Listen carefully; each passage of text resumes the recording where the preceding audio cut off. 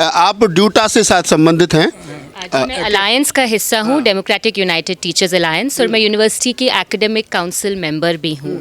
देखिए, हैरानी की बात है कि एकेडमिक काउंसिल की मई, अगस्त और नवंबर की मीटिंग्स में दिल्ली यूनिवर्सिटी के एडमिनिस्ट्रेशन, खासकर की जो वाइस चांसलर है, कुलपति, वो बार बार कह रहे हैं कि सिर्फ कुछ 100-150 टीचर ही यूनिवर्सिटी में जो एडहॉक पढ़ा रहे हैं, बस उन्हीं का डिस्प्लेसमेंट हुआ है। ये एकदम सरासर झूठ है। इस आंकड़े के पीछे एक ये रहस्य मतलब बहुत साफ साफ एक रहस्य ये है कि एक बड़ा हिस्सा जो डिस्प्लेस हुआ है एडहॉक टीचर्स का, वो तो वापस अपने होम टाउन्स, अपने घर भी चले गए हैं, प्राइवेट यूनिवर्सिटी में जॉब कर रहे हैं। कितना एक्चुअली उन डिस्प्लेस टीचर्स को ट्रेस डाउन किया गया है, और उनमें बहुत सारे डिस्प्लेस टीचर्स, जब उनसे बात हुई भी तो उन्होंने यही शेयर किया, यही तमाम एक्सपीरियंस है कि मुश्किल से आपको एक 2 मिनट का इंटरव्यू मिल रहा है जिसमें आपके 5-10 साल का जो एक्सपीरियंस रहा यूनिवर्सिटी में पढ़ाने के, उसको मापा जाता है। जाहिर सी बात है कि ये इंटरव्यूज़ मेरिट के बेसिस पे नहीं है। ये इंटरव्यूज़ इस तरीके से भी कॉल नहीं किए गए हैं कि जितना आपने इस यूनिवर्सिटी को दिया है उसको एवेल्युएट करके आपको जॉब सिक्योरिटी या रिवॉर्ड दिया जाए। आपने 10 साल दिए इस यूनिवर्सिटी ने, आपको 15 साल दिए, तो आपको उसके बदले हम पक्की नौकरी दे रहे हैं। ये इंटरव्यूज़ इसके लिए नहीं बुलाए गए हैं, ये इंटरव्यूज़ इसलिए बुलाए गए हैं, और ज़्यादातर इंटरव्यू पॉलिटिकल क्रोनिज्म का ही आउटकम है, क्योंकि ये तय किया जा रहा है इंटरव्यू में कि आप क्या ऐसे टीचर होंगे जो मतलब क्रिटिकल तरीके से पढ़ाएंगे, जो सवाल उठाएंगे, जो बच्चों को एक क्रिटिकल बेंट ऑफ माइंड देंगे। अगर आप उस किस्म के टीचर उनको दिखेंगे तो आपके लिए इस यूनिवर्सिटी में जगह नहीं है। सीधा दिल्ली यूनिवर्सिटी में जो अपॉइंटमेंट हुआ, एक बड़ा हिस्सा डिस्प्लेसमेंट हुआ है, उसके पीछे यही एजेंडा है कि ये जो रजीम है ये कंट्रोल करना चाहती है कि what is knowledge and who is going to teach in our public funded universities। और कौन लोग हैं इसके पीछे? देखिए, यहाँ पे तो एक बड़ा दबाव हमारे रूलिंग पार्टी का है जो केंद्र सरकार में है। हमारे राइट विंग के जो ग्रुप्स हैं उनका एक बहुत बड़ा यहाँ पे गेम प्लान चल रहा है, और जो इन्हीं से संबंधित जो टीचर्स ग्रुप्स हैं वो इस पूरे खेल में शामिल हैं। और टैलेंट, मेरिट, गुड टीचर्स, एक टीचिंग एक्सपीरियंस, सारी चीज़ों को एकदम डस्टबिन में डाला जा रहा है, और ये पॉलिटिकल क्रोनिज्म का ही खेल खेला जा रहा है। और स्थिति इतनी खराब हो चुकी है कि यूनिवर्सिटी पूरी तरह बर्बादी के कगार पे है। बर्बादी के कगार पे नहीं, बल्कि बर्बाद की जा चुकी है। और जहाँ तक लक्ष्मण यादव या और उनके जैसे जो टीचर्स हैं जिनको डिस्प्लेस किया गया है, ये पूरी तरह से एक पॉलिटिकल वेंडेटा का पार्ट है। उनके ऊपर इस तरह की कसर निकाली जा रही है क्योंकि वो लोग मुखर हैं। आज मुझे लोगों के नाम बताइए, ऐसे कोई 10 लोगों के नाम मुझे बता दिए जाएं जिन्होंने सरकार की नीतियों की मुखालफत की है, जिन्होंने आरक्षण पे बोला है, जिन्होंने जाति के मसले को उठाया है, जिन्होंने सांप्रदायिकता के विरोध में बोला है, या जिन्होंने लैंगिक न्याय के बारे में आवाज़ उठाई हो। और ऐसे 10 लोगों के मुझे नाम बता दिए जाएं जिनका परमानेंट अपॉइंटमेंट हुआ हो। अब सिर्फ अपॉइंटमेंट का एक मानक रह गया है कि शाखा के मृग बन जाइए जाके और वहाँ पर लाठियाँ भांजिए जाके, या फिर जो शाखा मृगों के जो उनके लीडर्स हैं उनके आप पादुकाएँ उठा के चरण पर अपने सर पर ढोइए जाके। इसके अलावा कोई मानक नहीं बचा हुआ है। यूनिवर्सिटी पूरी तरह से बर्बाद हो चुकी है, और इसका आलम, और ये जो लोग जहाँ तक आवाज़ पहुँच रही हो, ये पब्लिक इंस्टीट्यूशंस हैं, ये इन्हीं की वजह से। आप आज देश के पास में कितने इंस्टीट्यूशंस बचे हैं? 2, 4, 5, 10 आप नाम गिना लेते हैं, उसके अलावा आपके पास कुछ नहीं बचा हुआ है। और ये भी इनका असर आपको देखने को मिलेगा जब 5, 6, 7, 8 साल बाद ये जो इनकॉम्पिटेंट टीचर्स भरे गए हैं, जिनको रिसर्च के बारे में ABCD नहीं पता है, उसके साथ साथ जो PhD एडमिशन्स हो रहे हैं उसमें भी वही लोग भरे जा रहे हैं जिनको पता ही नहीं है कि रिसर्च मेथोडोलॉजी क्या होता है, क्या क्वांटिटेटिव डाटा होता है, क्या क्वालिटेटिव डाटा होता है, क्या कुछ। मतलब इतनी बेइंतहाई हो चुकी है कि बोलने के लिए कुछ बचा नहीं है, क्या क्या कहाँ बोला जाए। अब ये सवाल यहाँ से उठ के आप लोगों के बीच जनता तक पहुँचना चाहिए, क्योंकि इनकी नौकरी चली गई है, ये अपना कुछ कर रहेंगे, खा कमा लेंगे। इतने सक्षम है, 14 साल पढ़ाया है, तो इनके पास इतनी क्षमता है कि इनको कोई भी संस्थान रख लेगा, ये अपनी रोजी रोटी चला लेंगे। लेकिन सवाल आपका है, आपके बच्चों का है, आपके जो भविष्य आपके बच्चों का आने वाला है, उनको आप क्या दिखाना चाहते हैं? आप पढ़ा लेंगे अशोका यूनिवर्सिटी में, आप पढ़ा लेंगे जिंदल में जाके, आपकी नहीं औकात है, मैं आप खुल के कह रहा हूँ, आप नहीं पढ़ा पाएंगे। 40,000 रुपये महीने की आपकी तनख्वाह है, आपकी औकात से बाहर है। शब्द शायद आपको गलत लग रहा हो, लेकिन ये सच्चाई है, आप नहीं पढ़ा पाएंगे। आपके लिए ये पब्लिक इंस्टीट्यूशन है, अगर ये पब्लिक इंस्टीट्यूशन बचेंगे ही नहीं तो आप क्या करेंगे? जो हालत आपकी, आप 40,000 भी कमा रहे हैं, आपके बच्चे उस लायक भी नहीं बचेंगे। तो कृपया इन चीज़ों का संज्ञान लें, और कुछ सुधार और कुछ गुंजाइश कुछ बची है जो थोड़ा बहुत, उसके लिए अपने कदम आगे बढ़ाएं।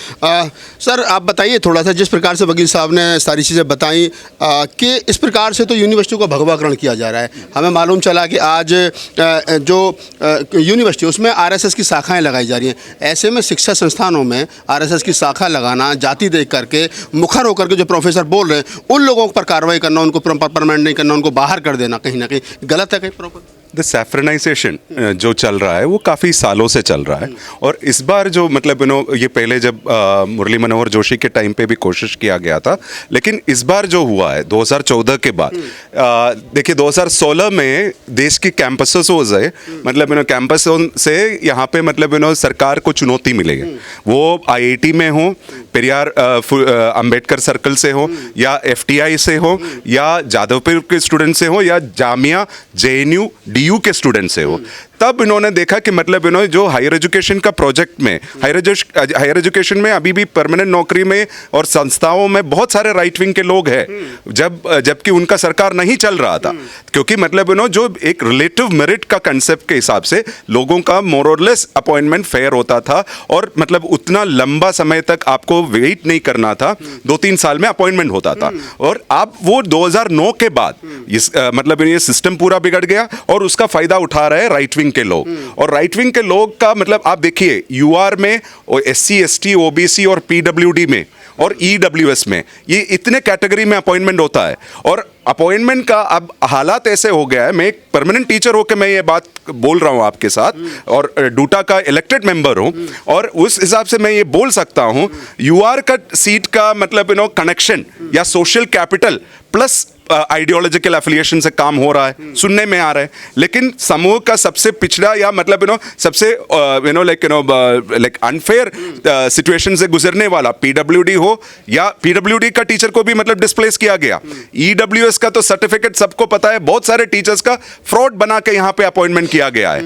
ये रिस्पॉन्सिबल होकर आपको बता रहा हूँ। और उसके साथ साथ मतलब जो लोग अपना वक्तव्य रखते हैं उनको टारगेट करने का और पूरा सिस्टम चला हुआ है। लक्ष्मण का तो केस उसमें आता है, लेकिन लक्ष्मण से पहले भी जहां पे हम आज खड़े हैं, यहाँ पे डॉक्टर समरवीर का मतलब खुदकुशी के बाद भी ये लोग मतलब लाइक अपना तरीका नहीं बदला है। बार बार ये बोलता जा रहा है कि हमारा तो यहाँ पे बहुत कम डिस्प्लेसमेंट हुआ है, लेकिन पहले तो ये बोलूं डिस्प्लेसमेंट बहुत ज्यादा हुआ है, और उसमें से कुछ 20% लोगों को दूसरे कॉलेज में अकोमोडेट किया जा रहा है, वो भी आइडियोलॉजिकली कन्वीनियंट है। तब ये वाला सिचुएशन है। अल्पसंख्यकों को, एससी एसटी ओबीसी के टीचर्स को मतलब पैसा देने के लिए भी मजबूर करने का मतलब लाइक न्यूज़ मिल रहा है, और उसके बारे में खुद टीचर्स ने फेसबुक और पब्लिक फोरम में लिखा है, और ये वाला सिचुएशन हम देख रहे हैं। जिस प्रकार से 2 दिन से एक खबर ट्रेंडिंग में बनी हुई है कि प्रोफेसर लक्ष्मण यादव को एक इंटरव्यू के बाद में कॉलेज से बाहर का रास्ता दिखा दिया। आज उसी विषय को लेकर के प्रेस कॉन्फ्रेंस रखी गई थी। लक्ष्मण यादव और तमाम प्रोफेसर जो ठेके पर हैं और जो परमानेंट हैं, सारे प्रोफेसर यहाँ पर हैं, बहुत सारे स्टूडेंट उनके समर्थन में आए थे। मैं एक एक करके बातचीत करूँगा परिचय के साथ में कि आखिरकार आगे की रणनीति क्या है, और ये जो हादसा हुआ है, ये जो घटनाक्रम हुआ है, ये क्यों हुआ है, इसके पीछे कौन लोग हैं। मंडल जी, थोड़ा सा हमारे दर्शकों को बताइए ये जो हादसा हुआ है। देखिए, ये सिलसिला तो डॉक्टर रितु सिंह से ही शुरू हुआ था। 2020 में कोविड के दौरान डॉक्टर रितु को एक फर्जी कागजात पर दौलत राम के प्रिंसिपल डॉक्टर सविता रॉय जो हैं, उन्होंने उन्हें निकाला था, और उसके बाद वो ये साबित हो चुका है कि जो भी दस्तावेज उन्होंने प्रस्तुत किए वो फर्जी है। उनको अदालत में चार्जशीट किया गया है। डॉक्टर रतन लाल एक ट्वीट किए थे, उसके लिए पुलिस आ गई थी इनको गिरफ्तार करने, लेकिन डॉक्टर सविता रॉय और यूनिवर्सिटी रजिस्ट्रार पर अभी तक पुलिस द्वारा कोई कार्रवाई नहीं हुई। तो इस शासन में किस तरह से दलित, पिछड़े और आदिवासी और माइनॉरिटी जो है उनके साथ अन्याय हो रहा है, ये तो दिख ही रहा है।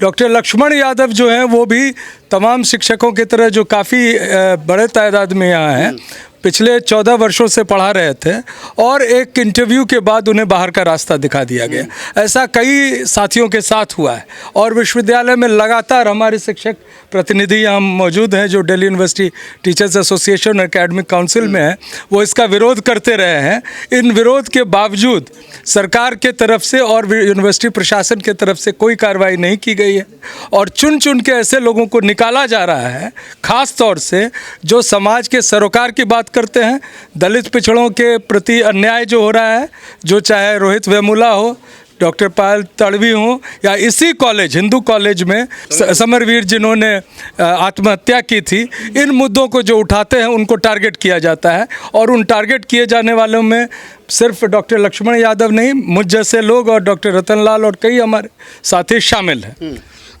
मंडल साहब ने कहा कि बहुत सारे लोग शामिल हैं।